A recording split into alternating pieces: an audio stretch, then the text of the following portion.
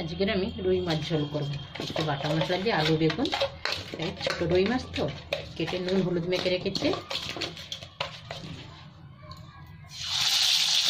তেলটা গরম হয়ে গেছে, দিয়ে দিলাম।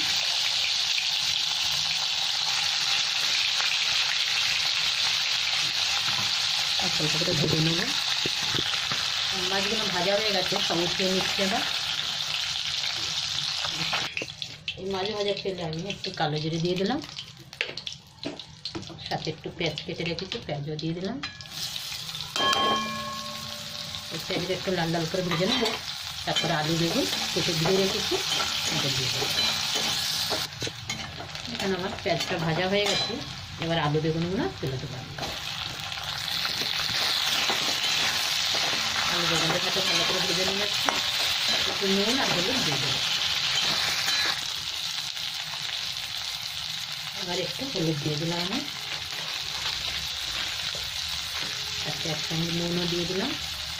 আর এখানে চিড়ে রেখেছি কাঁচা লঙ্কা আর টমেটো, এটা দিয়ে দিলাম। ভালো করে একটু ভেজে নেবো। এখানে সবজিগুলো ভাজা হচ্ছে, মানে একটুখানি জিরে আর একটু মৌরি, একটু রাঁধুনি একটু শিলে বেটে নেবো দিকে।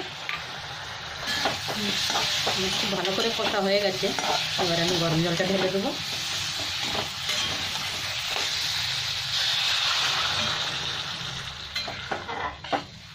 আর কোনো মশলা দিইনি, এখন খালি নুন আর হলুদ আর একটুখানি আমি লাল লঙ্কার গুঁড়ো দিয়েছি। এই ঝোলটা ফুটে গেলে ভালো করে মাছ তুলে দেবো, তারপরে আমি বাটা মশলাটা দিয়ে দেবো। ঢাকা দিয়ে দিলাম। এবার একটু খুলে দেখলাম নিচ্ছে, মাছের ঝোলটা কমে গেছে। মাছগুলো আবার উঠিয়ে দিচ্ছি আমি।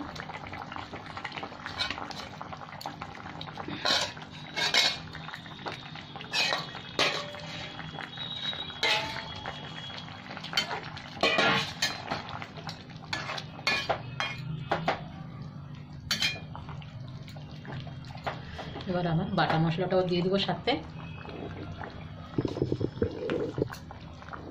কিছু মশলাটা দিয়ে দিলাম।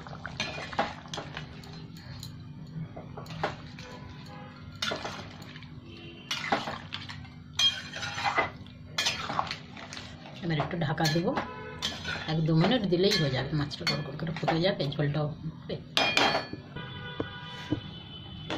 মাছের ঝোল আমার ফুটে গেছে, খুব সুন্দর এরকম থাকবে ঝোলটা আজকে।